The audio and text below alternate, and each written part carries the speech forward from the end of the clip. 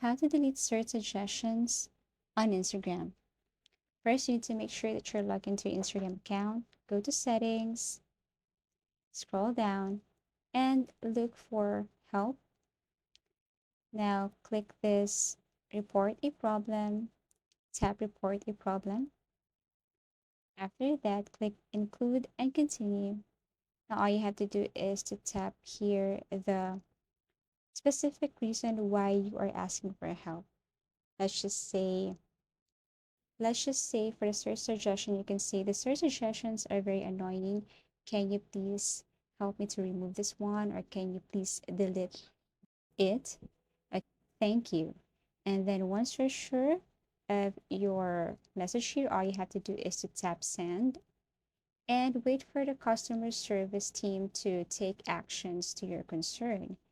They are very responsive, and all you have to do is to wait for like days. Just follow their instructions. As easy as that. Thank you for watching.